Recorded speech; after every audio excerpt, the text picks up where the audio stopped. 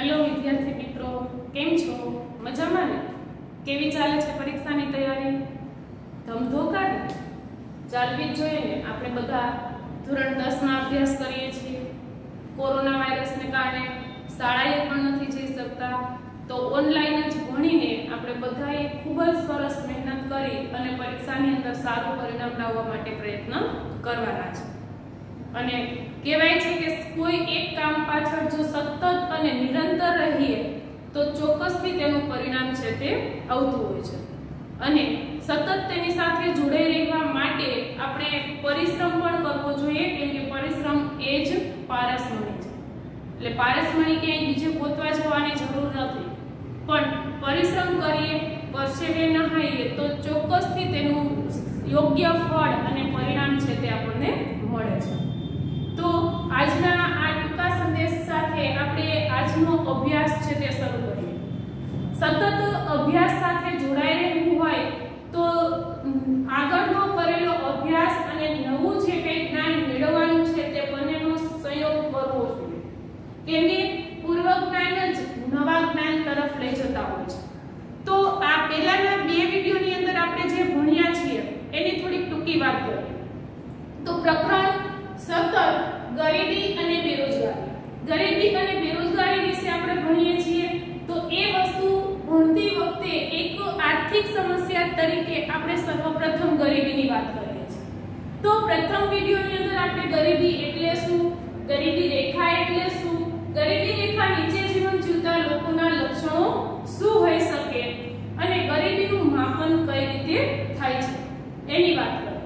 Second વિડિયોની અંદર એટલે કે બીજા વિડિયોની અંદર આપણે ગરીબીનું માપન કર્યા બાદ ભારતમાં ગરીબીનું પ્રમાણ કેટલું છે એની વાત કરીએ।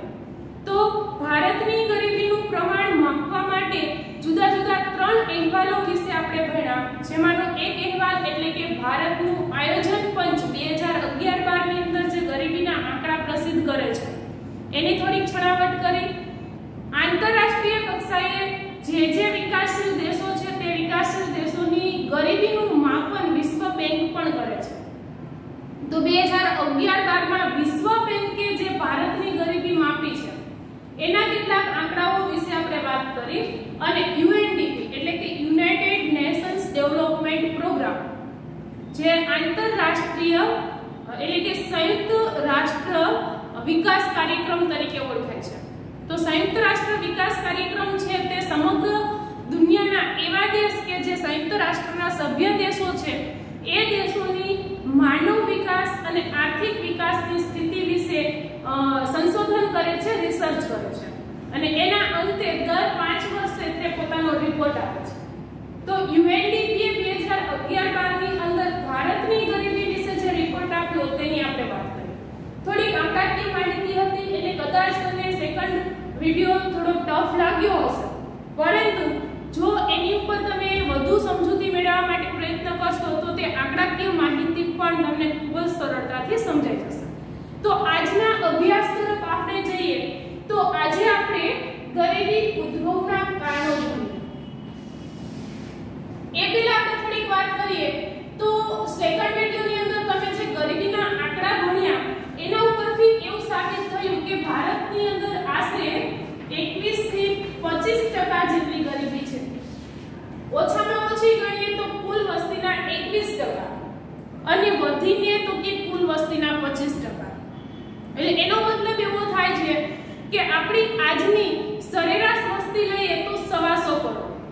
125 કરોડ વસ્તીમાંથી આશરે 40 થી 45 કરોડ લોકો છે તે ગરીબી રેખા નીચેનું જીવન જીવે છે। એટલે 25% જેટલી ગરીબી આજે પણ ભારતની અંદર છે અને એટલા માટે જ વિકસિત દેશો એવું કહે છે કે ધનિક ભારતમાં ગરીબ વસે છે। 1991 પછી ભારતના આર્થિક વિકાસની ઝડપ આપણે માપીએ તો ભારતે આર્થિક વિકાસની દિશામાં 2000 પછી હરણફાળ ભરી છે। છેલ્લા અઢી દાયકાની અંદર 1990 પછીની આપણે વાત કરીએ તો 1990 થી આજ સુધીની આપણે વાત કરીએ એટલે અઢી દાયકા કે 3 દાયકા। આ 3 દાયકાની અંદર ભારત આર્થિક વિકાસની એટલે વિકાસશીલ દેશોમાં આજે ભારત ઝડપથી વિકસી રહેલો દેશ છે. તો એ વસ્તુ એ સાબિત કરે છે કે ભારત હવે ગરીબ દેશ નથી. હવે આઝાદી સમયે કદાચ વિકસિત દેશો એવું કહેતા કે ભારત ગરીબ દેશ છે, પણ આજના આર્થિક વિકાસનો દર જોતા વિકસિત દેશો, અમેરિકા જેવા વિકસિત દેશો એવું કહે છે કે ભારત ધનિક બની ચૂક્યો છે. પણ અર્થશાસ્ત્રીઓનું કહેવું એવું છે કે ધનિક ભારતમાં ગરીબ વસે છે. 25 થી 30% ગરીબી એટલે કોઈ નાની સૂની સમસ્યા ન કહેવાય. કદાચ વૈશ્વિક કક્ષાએ ભારતની ગણના ધનિક દેશમાં થતી હશે, પણ એ ધનિક દેશમાં ગરીબ વસે છે તે કડવી વાસ્તવિકતાને આપણે ક્યારેય નકારી ન શકીએ. તો ધનિક ભારતમાં ગરીબ વસે છે, આની સમજૂતી મેળવીએ તો એ વસ્તુ શું કહેવા માંગે છે? તો કે આંતરરાષ્ટ્રીય કક્ષાએ ભારતની વાત કરીએ તો આંતરરાષ્ટ્રીય કક્ષાએ ભારતની રાષ્ટ્રીય આવકમાં નોંધપાત્ર વધારો થયો છે. ભારત કુદરતી સંસાધનોથી સમૃદ્ધ છે, ધનિક છે, છતાં ભારતની ગરીબીમાં નોંધપાત્ર ઘટાડો કેમ નથી થયો? 1951 માં પહેલી પંચવર્ષીય યોજના અમલમાં આવી ત્યારથી શરૂ કરીને આજ સુધી 15 થી 16 પંચવર્ષીય યોજનાઓ ગઈ, છતાં પણ 15 થી 16 પંચવર્ષીય યોજનાઓ પૂર્ણ થઈ ગઈ છતાં પણ ગરીબીમાં ઘટાડો ન થયો. એટલે કહે છે કે ધનિક ભારતમાં ગરીબ વસે છે. રાષ્ટ્રીય આવક વધી, પણ એ આવક વધવાની સાથે ગરીબ લોકોની સંખ્યામાં ઘટાડો થવો જોઈએ તે ન થયો. એના મુખ્ય બે કારણો છે. એક કુદરતી સંસાધનોનો અપૂરતો ઉપયોગ અને બીજું તાલીમ અને શિક્ષણનો અભાવ. ભારતની ધરતીને સુજલામ સુફલામ કહે છે.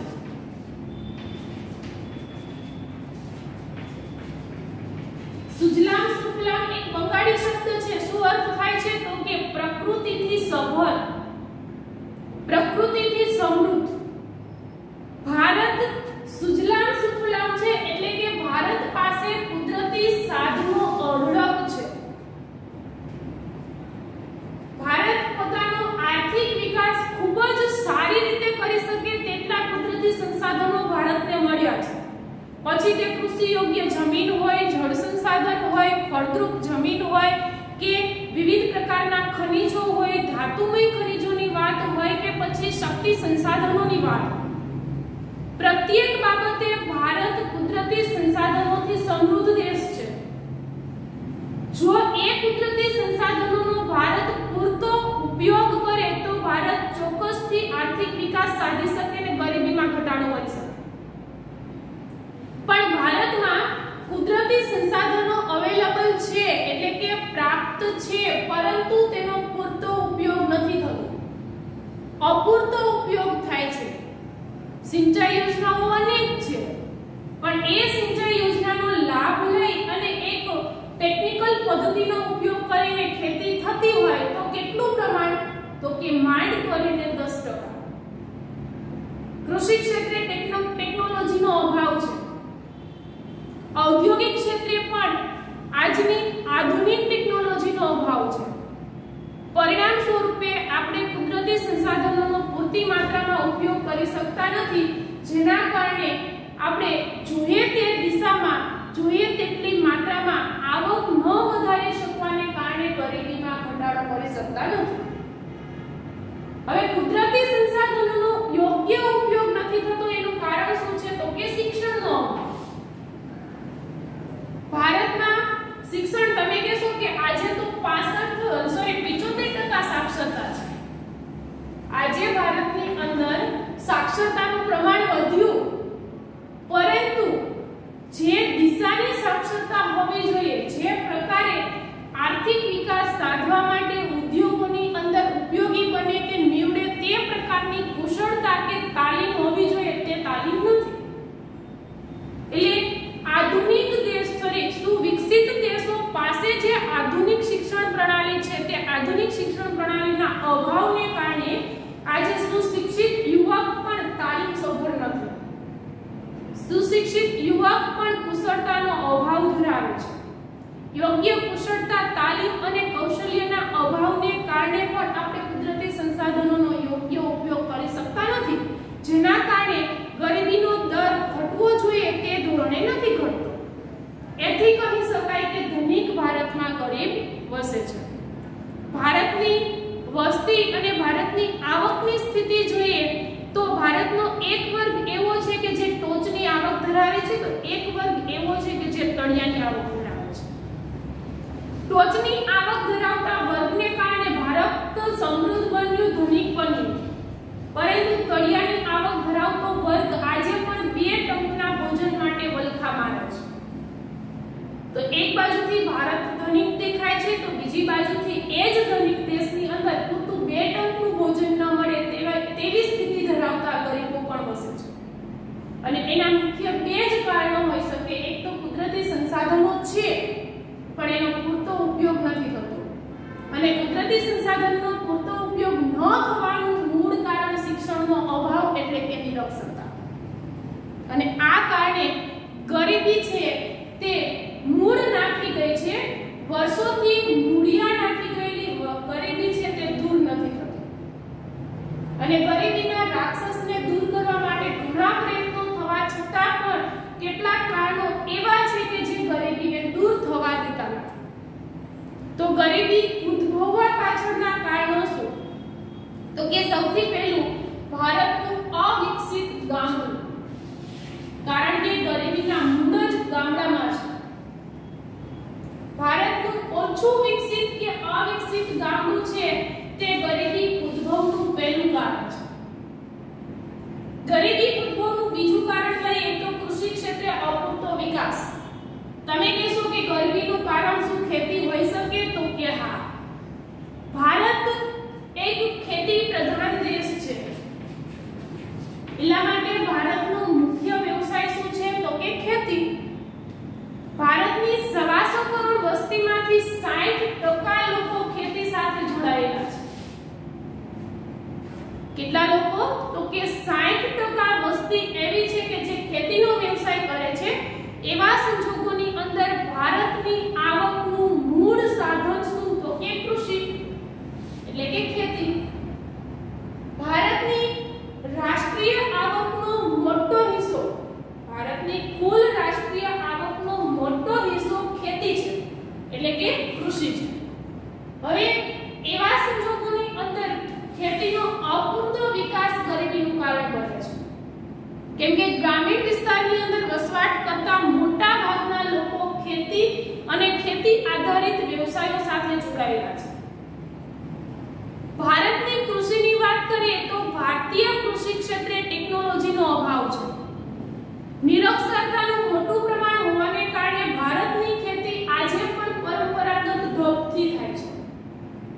ખેતી ક્ષેત્રે અનેક નવા યંત્રો, અનેક નવી યંત્ર સામગ્રી આવી ગઈ, પરંતુ ભારતીય ખેડૂત નિરક્ષર છે.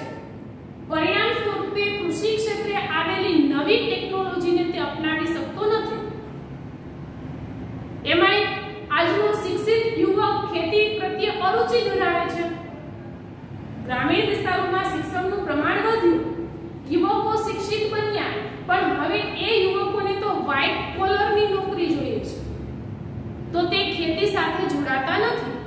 અને ખેતી સાથે જોડાયેલો જે વર્ગ છે તે ઓછો શિક્ષિત વર્ગ છે. એટલા માટે નવી ટેકનોલોજીથી તે દૂર રહે છે. અને કૃષિ ક્ષેત્રે આવેલી ટેકનોલોજી ન અપનાવવાને કારણે પરંપરાગત ઢબથી ખેતી થાય છે અને એના પરિણામ સ્વરૂપે કૃષિ ક્ષેત્રે આવક નીચી રહે છે. અને કૃષિ ક્ષેત્રની નીચી આવક છે તે ગરીબીનું કારણ બને છે. ત્યાર પછી ગરીબીનું બીજું કારણ લઈએ તો વૈકલ્પિક રોજગારીનો અભાવ. વૈકલ્પિક રોજગારી એટલે શું? તો કે ભારતનો મુખ્ય વ્યવસાય ખેતી છે. 60% લોકો ખેતી સાથે જોડાયેલા છે. અને ભારતમાં લગભગ કૃષિ ક્ષેત્રે સિંચાઈ સગવડતાઓ વધી છે, પરંતુ આજની તારીખમાં 60% ખેડૂતો એવા છે કે જે માત્ર વરસાદ આધારિત ખેતી કરે છે. કેમ કે સિંચાઈ ક્ષેત્રે 40% જ વધારો થયો છે. એટલે કુલ વાવેતરની જે જમીન છે એની 40% જમીનમાં જ સિંચાઈ આધારિત ખેતી થાય છે, તો ત્યાં અન્ય ઋતુમાં પણ પાક લઈ શકાય છે, એટલે કે વર્ષની 3 ઋતુના પાક લઈ શકાય છે. પણ ખેતીલાયક જમીનનો 60% હિસ્સો એવો છે કે જ્યાં માત્ર વરસાદ આધારિત ખેતી થાય છે, એટલે ચોમાસાના 4 મહિના ખેડૂતને કામ રહે છે. એ સિવાયના મહિનાઓ એટલે કે વર્ષના 8 થી 6 મહિના, વર્ષના 6 થી 8 મહિના ખેડૂતો બેરોજગાર રહે છે, કારણ કે ખેતી સિવાયના સમયમાં તેને પૂરક રોજગારી નથી મળતી. વૈકલ્પિક રોજગારી એટલે શું? પૂરક રોજગારી. ગામડાની અંદર ખેડૂતો ખેતી કરે છે, વરસાદ સિવાયનો સમય છે, તો એ સમય દરમિયાન તેઓને અન્ય કામ ન મળવાને કારણે બેકાર રહે છે. તો તેમની આવકના મહિનાઓ કેટલા? તો કે માત્ર 4 થી 5 મહિનાઓ. બાકીના તો કે 7 થી 8 મહિના ખેડૂત બેકાર છે, તો ઘરમાં આવક નથી, અને આવક ન હોવાને કારણે તે પોતાની જરૂરિયાતો સંતોષી શકતા નથી. પરિણામે તેઓ ગરીબ રહે છે, ગરીબીમાંથી ઉગરતા નથી. હવે વૈકલ્પિક રોજગારીનો અભાવ એનું મૂળ કારણ શું? તો કે ગ્રામીણ ક્ષેત્રે કુટીર ઉદ્યોગોનો ઓછો વિકાસ. જો ગામડાઓની અંદર ખેતી આધારિત ઉદ્યોગોનો વિકાસ થાય તો ખેડૂતને ખેતી સિવાયના સમયમાં પણ કામ મળી રહે, તો એને બેકાર રહેવું પડતું નથી, આવકનું માધ્યમ ચાલુ રહે છે, તો તે ગરીબ નહીં બને. પરંતુ પૂરક રોજગારીના અભાવને કારણે જ આવક બંધ થતા ખેડૂત ગરીબ રહે છે. ત્યાર પછીનું કારણ લઈએ તો ગરીબી ઉદ્ભવવાનું એક કારણ તાલીમનો અભાવ પણ છે. સુશિક્ષિત યુવક પાસે યોગ્ય તાલીમ ન હોવાથી તે રોજગાર મેળવી શકતો નથી. ઘણી વખત એવું પણ બને કે એક વ્યક્તિ સારું એવું શિક્ષણ મેળવી ચૂક્યો છે, પરંતુ તેની પાસે તે મેળવેલા શિક્ષણ અનુસારની તાલીમ નથી. તો કદાચ શહેરમાં સ્થળાંતરિત થઈ અને રોજગાર મેળવવા જાય તો પણ તેમની પાસે તાલીમ ન હોવાને કારણે, યોગ્ય કુશળતા ન હોવાને કારણે રોજગાર પ્રાપ્ત થતો નથી. હવે પોતે મેળવેલા શિક્ષણ અનુસાર તેમને રોજગાર નથી મળતો, એટલે છેવટે એ વ્યક્તિએ નીચી આવક ધરાવતા રોજગાર પણ સ્વીકારવા પડે છે, અને અંતે નીચી આવક ધરાવતું કામ કરવાને કારણે યોગ્ય આવક પ્રાપ્ત ન થતા તે ગરીબી રેખાથી ઉપરનું જીવન જીવી શકતા નથી. એટલે ગરીબીનું એક કારણ તાલીમનો અભાવ પણ છે. ગરીબીનું એક કારણ જ્ઞાતિ પ્રથા અને રૂઢિગત પરંપરાઓ પણ છે. ભારત એક એવો દેશ છે કે જે અનેક રૂઢિઓથી ઘેરાયેલો છે. શિક્ષણનું પ્રમાણ વધ્યું, આજે 75% સાક્ષરતા આવી, પણ છતાંય રૂઢિઓથી ભારત મુક્ત નથી. આજે પણ ભારત રૂઢિ અને પરંપરાનો ગુલામ દેશ છે. આવા સંજોગોની અંદર જ્ઞાતિ પ્રથા, જ્ઞાતિના કેટલાક બિન ઉત્પાદકીય ખર્ચાઓ, પરંપરાગત રૂઢિઓ કે જે રૂઢિઓને કે પરંપરાઓને પૂર્ણ કરવા માટે બિન ઉત્પાદકીય ખર્ચાઓ કરવા પડે છે, જેમાંથી કોઈ જ આવક મેળવી શકાતી નથી. દાખલા તરીકે બિન ઉત્પાદકીય ખર્ચાનું એક એક્ઝામ્પલ આપું તો કોઈ એક ઘરની અંદર વૃદ્ધ પિતાનું અવસાન થાય છે. ભારતનું એક કુટુંબ છે કે જ્યાં દાદાનું કે પડદાદાનું અવસાન થાય છે, ઉંમરથી તે વૃદ્ધ છે. તો આપણા દેશની અને ખાસ કરીને ગુજરાતની માન્યતા શું? તો કે વૃદ્ધ પિતા અવસાન પામે તો એની પાછળ દાન પુણ્ય કરવું જોઈએ, નાતને જમાડવી જોઈએ, સગા વહાલાઓને જમાડવા જોઈએ, 84 બ્રાહ્મણોને જમાડવા જોઈએ, તો પિતાને મોક્ષ પ્રાપ્ત થાય. હવે આ માન્યતાને પૂર્ણ કરવા માટે એવું પરિવાર કે જેમની આવક માંડ કરીને મહિનાની 5000 હશે અને એ ઘરની અંદર વૃદ્ધ પિતાનું અવસાન થશે, તો એ રૂઢિ અને માન્યતાને પૂર્ણ કરવા માટે એ વ્યક્તિ વ્યાજવા રૂપિયા લઈને પણ પિતાની પાછળ દાડો કરશે. 5 થી 7 લાખ રૂપિયા ખર્ચી નાખશે. હવે એ પરિવારનો એક દીકરો કે જે માંડ કરીને 5000 રૂપિયા કમાઈને લાવે છે, પિતાનો દાડો કરવા માટે 5 થી 7 લાખ રૂપિયા ઉછીના લઈ આવે છે, ઈ 5 થી 7 લાખ રૂપિયાનું દેણું નહીં ભરાય ત્યાં સુધી તેને વ્યાજ આપવું પડશે. તો એમાં શું થયું તો કે તુગરીવાડમાં સીંડા જાજા. એક તો આવક ઓછી છે, ઉપરથી દેણું થયું તો એનું વ્યાજ ભરવાનું. એકમાત્ર શેના કારણે તો કે પરંપરાને પૂરી કરવા માટે.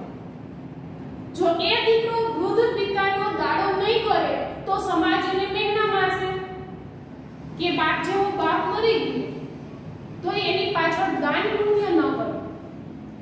હવે એવી પાછળ જે દાન પુણ્ય માટે, નાતને જમાડવા માટે, સગાવાલાને જમાડવા માટે કે બ્રાહ્મણોને જમાડવા માટે એને જે 5-7 લાખ રૂપિયા ખર્ચી નાખ્યા એની આવક કઈ ખરી તો કે ના. તો ઈ ખર્ચો બિન ઉત્પાદકીય ખર્ચો છે. ભારત મેં માત્ર એક જ એક્ઝામ્પલ આપ્યું. આવા તો અનેક એક્ઝામ્પલો છે કે જે બિન ઉત્પાદકીય ખર્ચાઓ, ભારત આવા બિન ઉત્પાદકીય ખર્ચાઓ વધુ કરે છે રૂઢિગત પરંપરાઓને પૂર્ણ કરવા. અને પરિણામ સ્વરૂપે જે ખર્ચો વેડફાઈ જાય છે એનાથી કોઈ જ આવક ઊભી થતી નથી અને એના કારણોસર ગરીબીનું પ્રમાણ છે તે વધે છે, ગરીબી ઉદ્ભવે છે. ત્યાર પછીની વાત કરીએ તો ગરીબીનું એક કારણ નિરક્ષરતાનું ઊંચું પ્રમાણ પણ છે. સાક્ષરતાનું પ્રમાણ વધ્યું પણ ગ્રામીણ સાક્ષરતામાં નોંધપાત્ર વધારો નથી થયો. પરિણામ સ્વરૂપે નિરક્ષરતા ગરીબીનું મૂળ કારણ છે. જે વ્યક્તિ સાક્ષર નથી એ વ્યક્તિએ હંમેશા એવું જ કામ કરવું પડે છે જે નીચી આવક ધરાવતું હોય.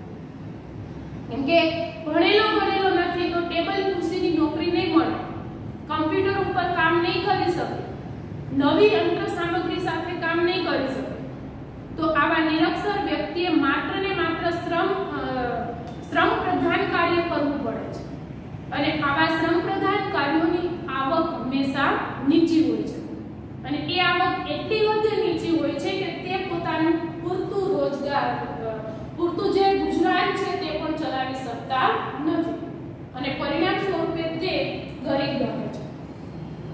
ગરીબીનું એક કારણ અયોગ્ય આર્થિક નીતિ પણ છે.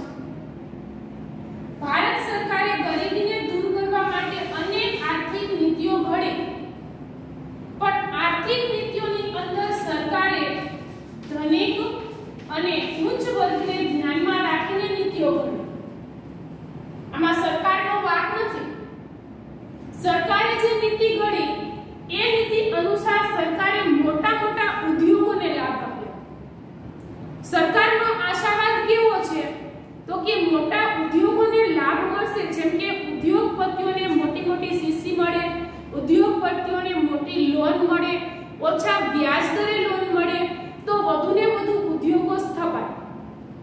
ઉદ્યોગોનું ઇન્ક્રીમેન્ટ વધે એટલે કે ઉદ્યોગોની આવક વધે તો તેમનું પ્રોફિટ વધે અને ઉદ્યોગનું પ્રોફિટ વધે તો તેની નીચે કામ કરતા શ્રમિકોની આવકમાં વધારો થાય. અંતે શ્રમિકો ગરીબીમાંથી આગળ વધી અને ગરીબી ઉપરનું જીવન જીવી શકે. સરકારે આવી આશાથી મોટા ઉદ્યોગો, મોટા ખેડૂતોને લાભ આપ્યો. પણ આપણા દેશની અંદર લાભ મળે ત્યાંથી લઈ લેવો, પણ લાભનું વિકેન્દ્રીકરણ કરવાની કોઈ નીતિ નથી. મોટા ઉદ્યોગપતિઓએ સરકારની આર્થિક નીતિઓ અંતર્ગત લાભ તો મેળવ્યો, પરંતુ પોતે મેળવેલો લાભ છે તે તેનેથી નીચે કામ કરતા શ્રમિકોને આપવો જોઈએ, જે ન આપ્યો તો બન્યું શું તો કે એક પ્રકારની આવકની અસમાનતા ઊભી થઈ અને પરિણામ સ્વરૂપે ગરીબ વધુને વધુ ગરીબ બન્યો અને ધનિક વધુને વધુ ધનિક બન્યો. ગરીબી દૂર થવા માટે કોઈ જ હેતુ છે તે નજરે ન ચડતો, જેથી કરીને ધનિક વધુ ધનિક બન્યો. સરકારની આવી આર્થિક નીતિઓ કે જે અયોગ્ય સાબિત થઈ અને એ અયોગ્ય આર્થિક નીતિઓને કારણે ગરીબોને લાભ ન મળતા ગરીબીની સ્થિતિ ગરીબી જ રહી, ગરીબીમાં વધારો થયો. ગરીબી ઉદ્ભવવા પાછળનું એક કારણ રોકડિયા પાકને પ્રોત્સાહન પણ છે. હરિયાળી ક્રાંતિ અંતર્ગત ખેડૂતોએ કૃષિ ક્ષેત્રે ઉત્પાદન વધારવા માટે પ્રોત્સાહન આપ્યું અને એમાં એવા પાકનું ઉત્પાદન વધ્યું કે જે રોકડિયા હતા, જેમ કે કપાસ, શણ, એરંડા, શેરડી, આ બધા પાક રોકડિયા પાક કહેવાય. રોકડિયા પાક દ્વારા ખેડૂતને વધુ આવક પ્રાપ્ત થઈ તો વધુને વધુ રોકડિયા પાકોનું ઉત્પાદન વધ્યું તો એની સામે ધાન્ય પાકનું ઉત્પાદન ઘટ્યું. ધાન્ય પાક અને કઠોળ વર્ગના પાકનું ઉત્પાદન ઘટવાને કારણે બજારમાં ધાન્ય અને કઠોળની અછત સર્જાય. હવે જે વસ્તુની બજારમાં અછત હશે તે વસ્તુની માંગ વધારે હશે અને જેની માંગ વધુ હશે તેના ભાવ વધુ હશે. તો પાછું એ વિષ ચક્ર ત્યાં ને ત્યાં ગરીબી પાસે જ આવીને ઊભું રહી ગયું. ખેડૂતોની આવક વધવા માટે રોકડિયા પાકનું ઉત્પાદન વધારવાનું પ્રોત્સાહન આપ્યું. તો રોકડિયા પાકનું ઉત્પાદન વધ્યું કારણ તો કે ખેડૂતની આવક વધે એ માટે. તો રોકડિયા પાક વધુ લેવાયા તો એની સામે ધાન્ય પાક અને કઠોળ વર્ગના પાક ઓછા લેવાયા તો બજારમાં તેની અછત ઊભી થઈ, માંગ વધી એટલે ભાવ વધ્યા.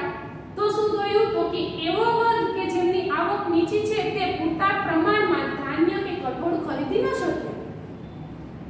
તેમની ધાન્ય અને કઠોળ ખરીદવાની ખરીદ શક્તિ ઘટી કેમ કે આવક તો સ્થિર જ રહી. ધાન્ય કઠોળની માંગ વધી, અછત સર્જાઈ ગઈ તો એથી કરીને ઉદ્યોગોમાં કામ કરતા શ્રમિકોની આવકમાં કોઈ વધારો ન થયો. 100 રૂપિયા કમાતા હતા તો 100 જ રૂપિયા કમાતા રહ્યા, પણ 50 રૂપિયાની મગની દાળ 100 રૂપિયાની મળવા લાગી. તો ત્યાં ચોખ્ખો આવક અને જાવકનો પારો છે તે ઊંચો ચડી જાય છે કેમ કે આવક તો સ્થિર રહી કે તે 100 રૂપિયા જ કમાય છે, પણ 50 રૂપિયાની મગની દાળ હવે 100 રૂપિયાની મળે છે તો આવક કરતા જાવકનો પારો ચડી જાય છે.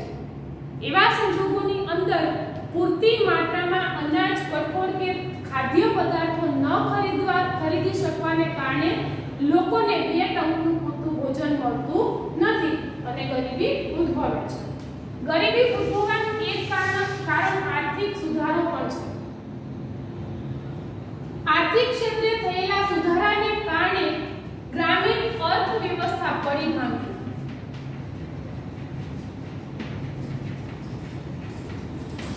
સરકારે આર્થિક નીતિઓ અમલમાં મૂકી, ઔદ્યોગિક વિકાસને પ્રોત્સાહન આપ્યું, ખેતી લાયક જમીન બિનખેતી થવા લાગી અને ખેતી લાયક જમીનની અંદર ઉદ્યોગો ઊભા થવા લાગ્યા. પરિણામ સ્વરૂપે ગામડાની જે અર્થવ્યવસ્થા હતી તે પડી ભાંગી. હવે ગામડાના લોકો વ્યવસાય મેળવવા માટે શહેરો તરફ સ્થળાંતર કરવા લાગ્યા. શહેરમાં ગામડાનો એક માણસ વ્યવસાય મેળવવા જાય છે, રોજગાર મેળવવા જાય છે તો ત્યાં તેમની નિરક્ષરતાને કારણે ઉદ્યોગોમાં કામ નથી મળતું. જે માણસ ખેતી કરીને આજીવિકા ચલાવતો તો એ માણસ હવે ખેતી લાયક જમીન વેચી અને શહેરોમાં ઉદ્યોગોની અંદર કામ મેળવવા જાય છે. હવે જ્યાં તે કામ મેળવવા જાય છે ત્યાં તેમની આવક નીચી રહે છે અને ગામડાની આખી અર્થવ્યવસ્થા પડી ભાંગવાને કારણે જે ગામડાની અંદર રહેતો માણસ સ્વાવલંબી હતો તે પરાવલંબી બને છે. તમે કહેશો કે ગામડામાં રહેતો માણસ કઈ રીતે સ્વાવલંબી હતો? તો કે એ માણસ ખેતી કરતો હતો તો પોતાની રીતે ધાન્ય ઉગાડતો હતો, પશુપાલનનો વ્યવસાય કરતો હતો તો પોતાની રીતે દૂધની બનાવટનું ઉત્પાદન કરતો હતો. લીલા શાકભાજી, કઠોળ વર્ગના પાક તેને લેવા માટે ક્યાંય નહોતું જવું પડતું. ખેતી નબળી બની, ખેતી પડી ભાંગી. હવે એ માણસ કોઈ ઉદ્યોગમાં કામ મેળવવા જાય છે તો એને ઉદ્યોગમાંથી પ્રાપ્ત થતી જે આવક છે એ આવકમાંથી અનાજ ખરીદવું પડે છે, દૂધની બનાવટ ખરીદવી પડે છે, લીલા શાકભાજી ખરીદવા પડે છે. પરિણામ સ્વરૂપે એ સ્વાવલંબી માણસ કે જે પોતાની રીતે જે ચીજ વસ્તુનું ઉત્પાદન કરતો હતો એ હવે પરાવલંબી બન્યો. એની પાછળનો ખર્ચ વધ્યો જેના કારણોસર શહેરી ગરીબીમાં પણ વધારો થયો, ગરીબી ઉદ્ભવી. ગરીબીનું એક કારણ કુપોષણ પણ છે. એવો વર્ગ કે જેમની આવક નીચી છે તેને પોષણક્ષમ આહાર નથી મળતો. કુપોષણને કારણે એ માણસ અનેક રોગોથી પીડાય છે. રોગોમાંથી મુક્ત થવા માટે, સ્વસ્થ બનવા માટે એમને આરોગ્ય પાછળ ખર્ચો કરવો પડે છે. દવા દારૂ પાછળ ખર્ચા કરવા પડે છે. હવે એક તો આવક તેની એટલી નીચી છે કે જે 2 ટંકનું ભોજન નથી મેળવી શકતો, એમને પોતાના રોગને દૂર કરવા માટે દવા અને તબીબી સારવાર પાછળ ખર્ચ કરવો પડે છે. ત્યારે એમના આરોગ્ય પાછળના ખર્ચા વધી જાય છે. એનું કારણ શું? કુપોષણ. કારણ તો કે ખાવાનું પૂરતું મળતું નથી, તો બીમાર પડવાના સ્વાભાવિક છે. એક તો માંડ કરીને ખાવાનું કરી શકે છે, એ માણસ બીમાર પડ્યો એટલે હવે એના આરોગ્ય પાછળના ખર્ચાય વધી ગયા. તો આવક એટલી હદે ટૂંકી પડે છે કે નથી તે સારું આરોગ્ય મેળવી શકતું કે નથી સારું ભોજન મેળવી શકતું. તો એ કારણ પણ તેમનું ગરીબીનું કારણ બની શકે છે. ગરીબીનું એક કારણ છે ટેકનોલોજીમાં ફેરફાર. નવી ટેકનોલોજી આવવાને કારણે પણ લોકો ગરીબ બન્યા. કારણ કે ગામડાની અંદર એવા પરંપરાગત ઉદ્યોગો હતા કે કુટીર ઉદ્યોગો હતા કે જ્યાં અનેક માણસોની જરૂર પડતી. જેમ કે હાથસાળના ઉદ્યોગો. અહીંથી તમે થોડીક દૂર વાંકાનેર જાઓ તો ત્યાં એવા ચરખા છે કે જે ચરખા દ્વારા હાથેથી કાપડ વણવામાં આવે છે. હવે એ ચરખાની અંદર 5 વ્યક્તિને હાથેથી કાપડ વણવાના કામમાં રોજગાર મળી જતો. હવે એમાં નવી આધુનિક ટેકનોલોજી આવી એટલે એક જ માણસ ચલાવે તેવો ચરખો આવી ગયો. હવે જે ચરખા સાથે 5 માણસને રોજગાર મળતો તો ત્યાં માત્ર એક જ માણસ રહે છે, બાકીના 4 માણસ બેકાર બને છે. તો નવી ટેકનોલોજી પણ ગરીબીનું કારણ છે. કેમ કે હાથસાળના કે કુટીર ઉદ્યોગોની અંદર જે 20-25 કુટીર કારીગરો કામ કરતા હતા, એ કુટીર કારીગરોનું કામ પડી ભાંગ્યું. કેમ કે નવી ટેકનોલોજી આવતા, નવા મશીનો આવતા કામ ઝડપી બન્યું એક જ વ્યક્તિ દ્વારા. તો આ રીતે કુટીર કારીગરો છે તે બેકાર બન્યા અને બેકારીના કારણે આવકના અભાવથી તેઓ પણ ગરીબ બન્યા. એટલે ટેકનોલોજીમાં થયેલા ફેરફાર પણ ગરીબીનું કારણ બને છે. ગરીબીનું એક કારણ વસ્તી વૃદ્ધિ પણ છે. ભારતનો આર્થિક વિકાસનો દર 8.5% છે અને એની સામે દર વર્ષે 1.99% દરે વસ્તી વધે છે. 2% દરે વસ્તી વધે છે. દર વર્ષે વસ્તીનો ચોખ્ખો ઉમેરો 1.70 કરોડનો છે.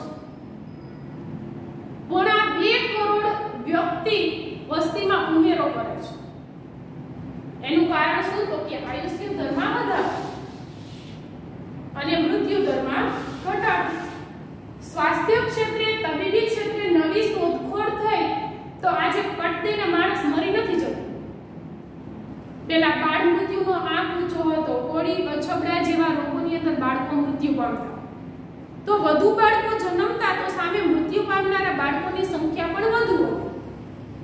પણ હવે તો કે હવે આરોગ્ય ક્ષેત્રે થયેલા સુધારા અને તબીબી ક્ષેત્રે થયેલા સંશોધનને કારણે માણસનું આયુષ્ય દર વધ્યું એટલે મૃત્યુ દરમાં ઘટાડો થયો.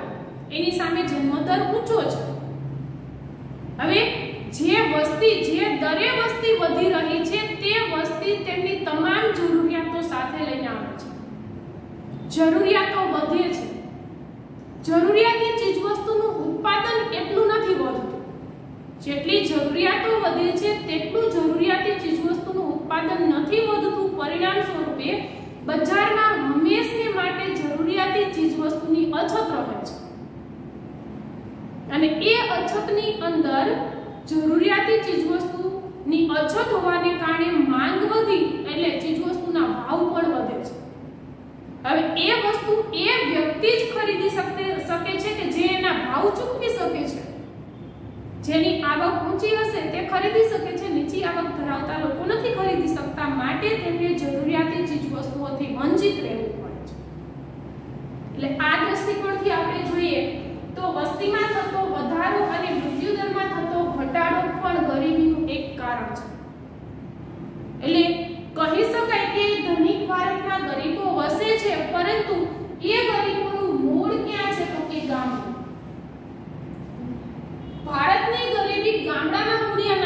રહે છે. એના મૂળ કારણો, ગરીબી વધવાના કારણો તો કે કૃષિનો અપૂરતો વિકાસ, રોજગારીની તકોનો અભાવ, લોકોમાં તાલીમનો અભાવ, લોકોની અંદર રહેલી રૂઢિગત પરંપરાઓ, એટલું જ નહીં નિરક્ષરતા, શિક્ષણનો અભાવ, અયોગ્ય નીતિઓનું ઘડતર, સરકાર આ પરત્વે સજાગ નથી એવું પણ કહી શકાય. આવકની અસમાનતા ગરીબીનું કારણ બની શકે છે. રોકડિયા પાકોનું ઉત્પાદન ગરીબીનું કારણ બન્યું છે, કારણ કે ધાન્ય પાકોનું ઉત્પાદન ઘટ્યું છે. કેટલાક આર્થિક સુધારા અને ટેકનોલોજીમાં થયેલા ફેરફારો પણ ગરીબીનું કારણ છે. તો કુપોષણ, વસ્તી વૃદ્ધિ અને મૃત્યુ દરમાં ઘટાડો પણ ગરીબીનું કારણ બને છે. આટલા કારણોસર ભારતમાં ગરીબી ઉદ્ભવે છે. ગરીબીનો રાક્ષસ દિન પ્રતિદિન પોતાનો ત્રાસ વધારતો જાય છે, પણ એ ગરીબીના રાક્ષસમાંથી ભારતને મુક્ત કરવો હોય તો ગરીબી નિર્મૂલન કરવું પડશે, ગરીબીને દૂર કરવી પડશે. ગરીબીને દૂર કરવા માટે, ગરીબીમાંથી મુક્તિ અપાવવા માટે સરકાર શું કરે છે તો કે સરકાર અનેક પગલાઓ ભરે છે. એના માટે સરકારે ચોક્કસ વ્યૂહરચના કરી છે. ભારતને ગરીબી મુક્ત કરવા માટેની સરકારની એક ચોક્કસ વ્યૂહરચના છે, જે વ્યૂહરચનાની વાત આપણે આવતીકાલે નેક્સ્ટ વિડિયોની અંદર કરીશું. સૌથી પહેલા આપણે ગરીબી નિર્મૂલન વ્યૂહરચના વિશે વાત કરીશું, ત્યાર પછી ગરીબીને દૂર કરવા માટે સરકારે કયા કાર્યક્રમો અમલમાં મૂક્યા છે તેની વાત કરીશું. આજનો અભ્યાસ આપણે અહીંયા સુધી રાખીશું, અહીંયાથી વિરામ લેશું અને હવે પછી ગરીબી દૂર કરવા માટેના કાર્યક્રમો અને વ્યૂહરચનાની વાત આપણે નેક્સ્ટ વિડિયોની અંદર કરીશું.